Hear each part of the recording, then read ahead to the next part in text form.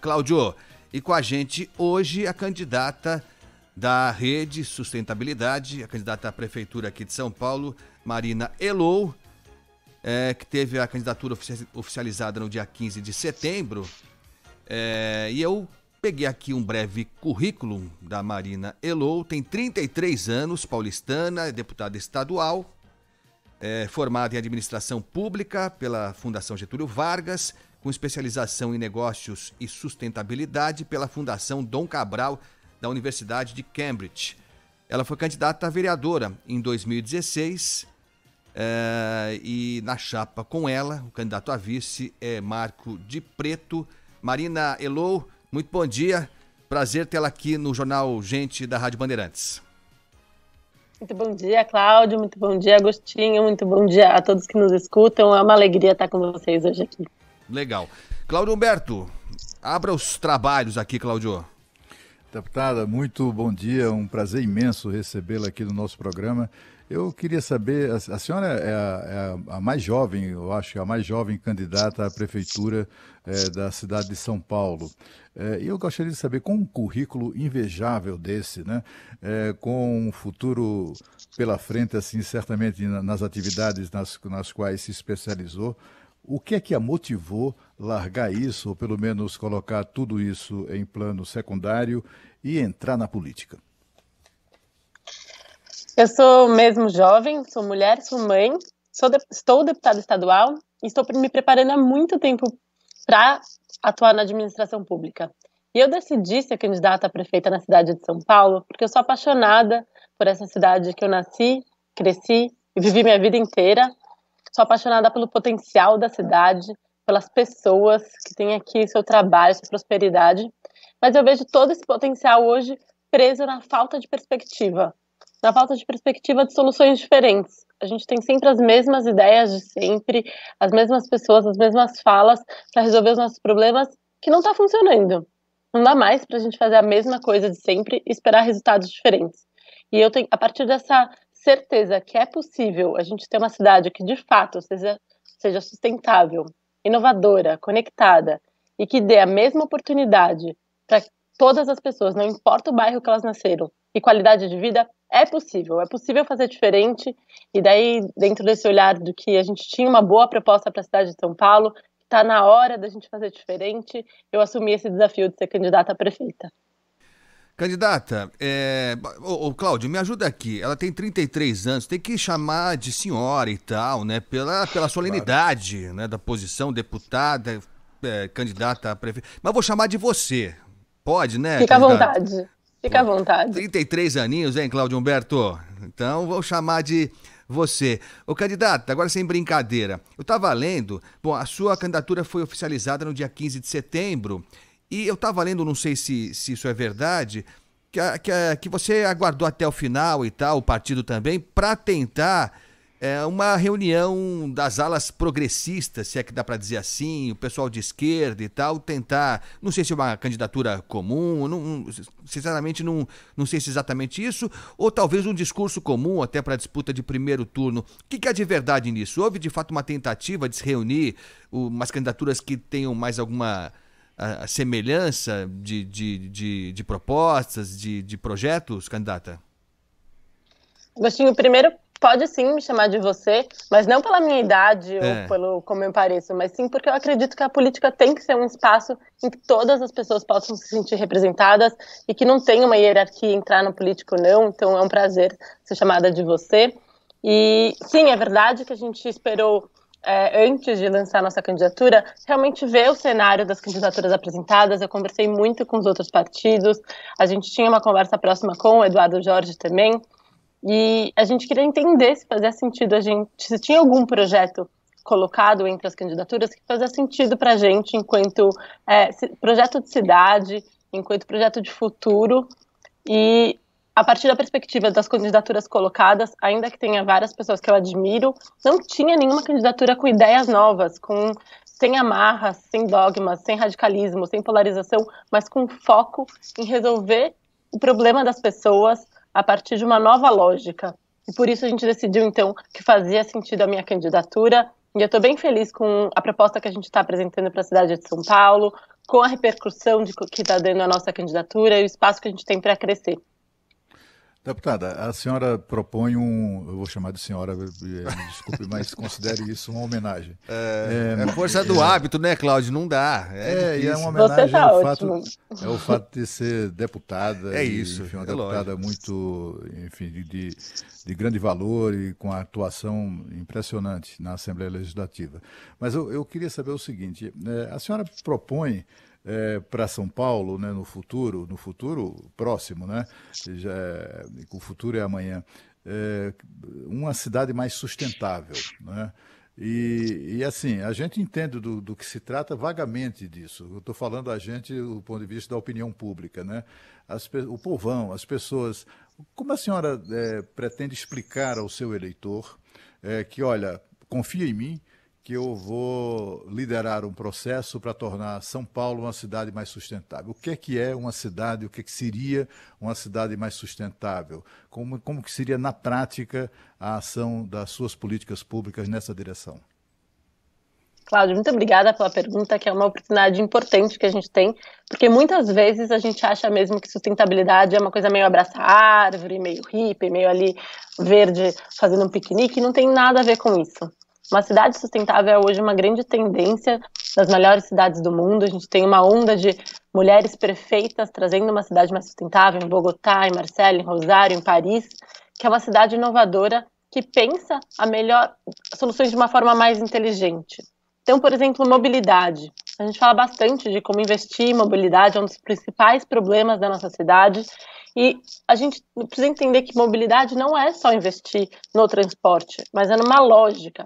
Então, a gente tem hoje um conceito bem interessante da prefeita de Paris, que é Paris em 15 minutos, que é como você leva a cidade para todas as pessoas. Leva oportunidade de geração de renda, de trabalho, de cultura, de escola para toda a cidade. E isso faz com que as pessoas precisam se locomover menos, precisam ter menos necessidade de transporte, ficam menos tempo no ônibus, poluem menos o ar, têm uma qualidade de vida melhor. Essa é uma solução sustentável. Levar a cidade, São Paulo, para todas as nossas regiões. Hoje a gente é muito concentrado e a gente tem uma periferia inteira que não tem acesso à cidade. Colocar a periferia como centro do nosso projeto de cidade é uma solução sustentável. Existem essa mesma forma de ver em várias opções, como, por exemplo, tratamento de saneamento básico, como a gente pode fazer um tratamento do esgoto que vire biocombustível para os nossos ônibus. Isso é mais inteligente, barateia o transporte público e traz melhores investimentos na saúde. Quando a gente pensa dessa forma integrada nas soluções, usando inovação, é um avanço para uma cidade mais sustentável. Candidata Marina Elo, você falou agora sobre colocar a periferia no centro das decisões, enfim, como prioridade, e um dos itens do seu projeto, da sua proposta, é a redução das desigualdades, né? Talvez seja uma das tarefas mais duras, mais ousadas, né? Porque o que há de desigualdade na cidade de São Paulo, como de resto nas capitais, quase todas as capitais do país, e essas desigualdades ficaram mais escancaradas, né, nessa época da pandemia, lamentavelmente. A gente percebeu, e isso é fácil, os números são cruéis mesmo, o número de infectados, de mortos é maior na periferia, enfim, a falta de assistência, o confinamento foi muito mais difícil por questões óbvias também na periferia. Como é que se consegue, candidata, em 4 anos, tentar encaminhar, não solucionar todos os problemas de desigualdade, mas tentar pelo menos encaminhar algumas dessas diferenças, diminuir essas diferenças? Colocando isso como prioridade.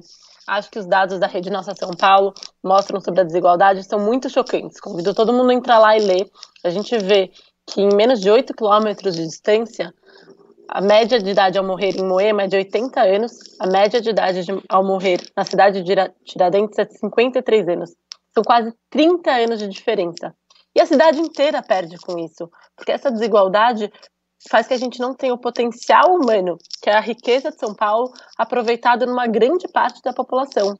A gente perde em prosperidade, a gente perde em investimentos, a gente perde em ser uma cidade melhor para todos.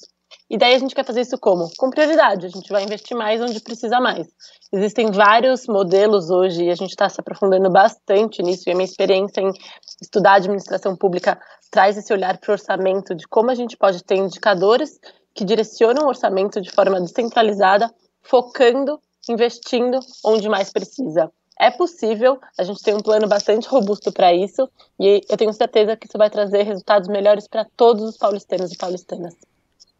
Deputada Marina Elu, eu queria saber o seguinte, no seu campo de atuação, digamos assim, no seu campo político, né, há muitas pessoas que defendem, por exemplo, tarifa zero para ônibus, né, coisas assim que, enfim, na prática é muito difícil de construir, porque afinal de contas não existe nada de graça, não existe almoço de graça e também não existe tarifa de ônibus de graça. Eu queria saber qual que política a senhora pretende implantar de transporte coletivo de massa, né? Tanto metrô quanto ônibus, enfim, como resolver esse gargalo aí que a cidade de São Paulo, com a qual a cidade de São Paulo convive já há tanto tempo.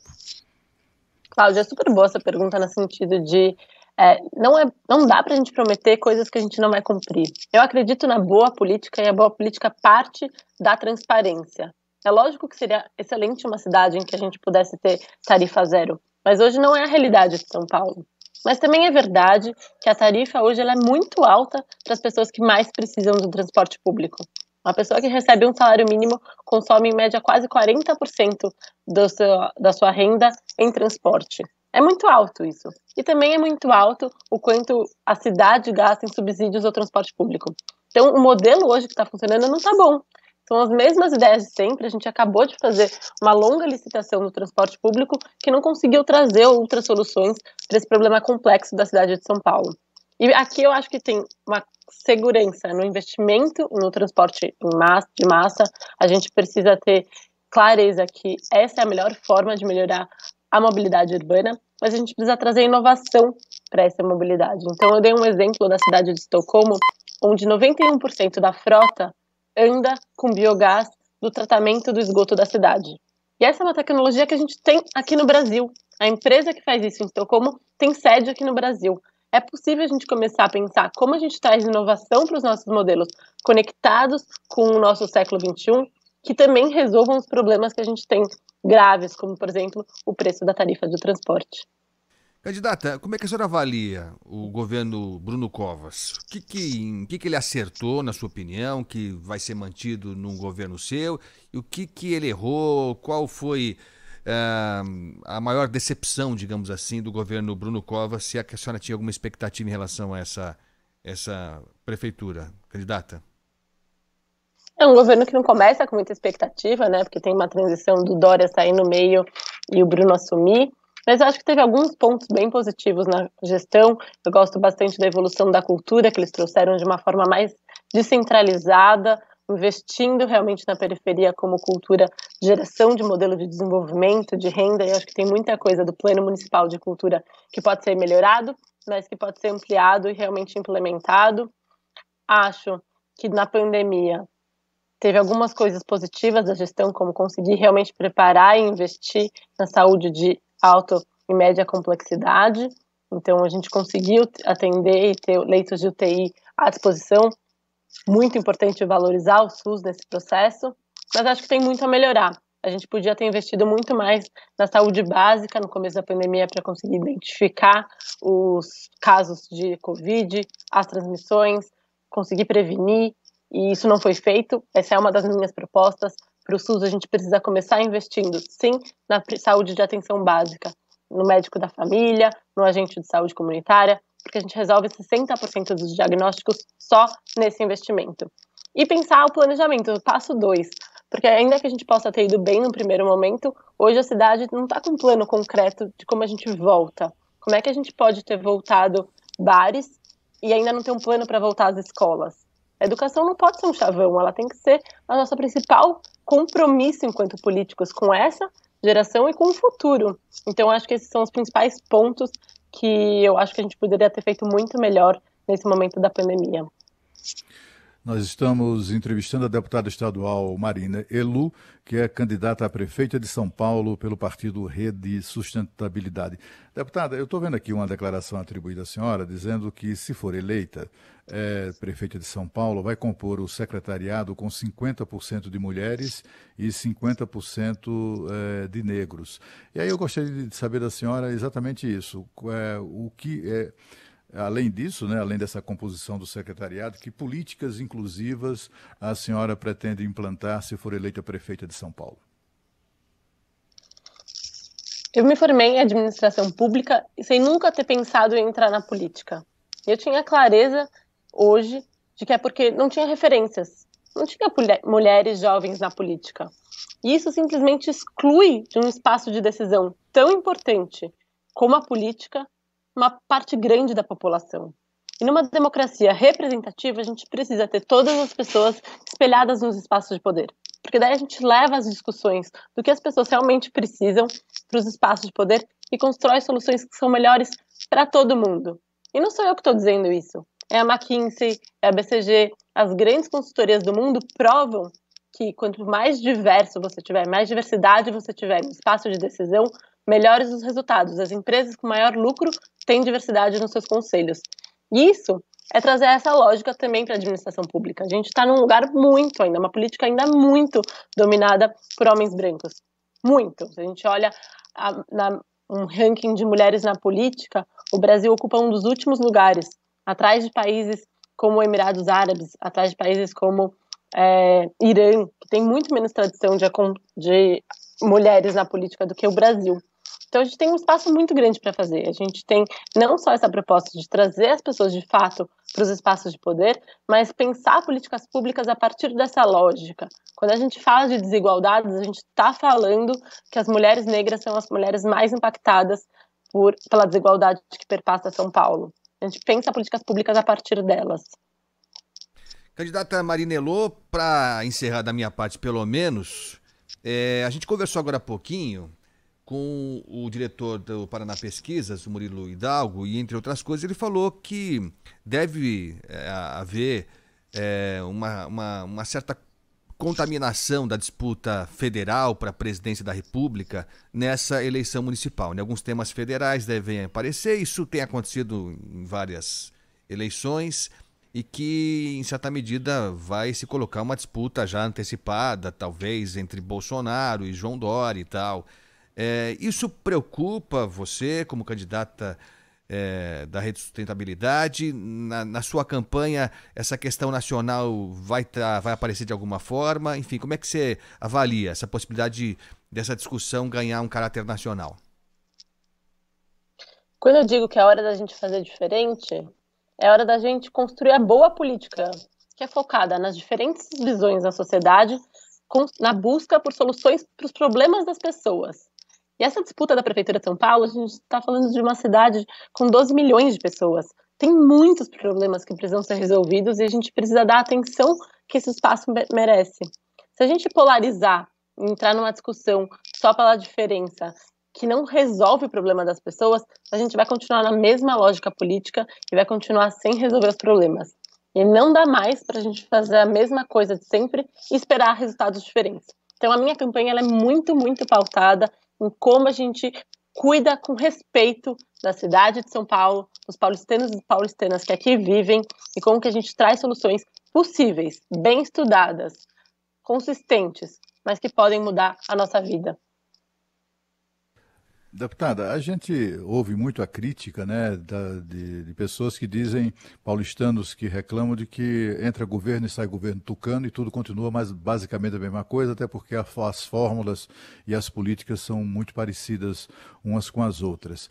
Eu gostaria que a senhora fizesse uma avaliação breve sobre isso, mas eu tenho uma outra pergunta, que aí essa que é a pergunta final mesmo, né, que eu gostaria que a senhora falasse para os nossos ouvintes, para os eleitores da cidade de São Paulo, o seguinte: suponha que a senhora vai vencer a eleição, ganhou a eleição, toca o seu programa de governo, etc. e tal.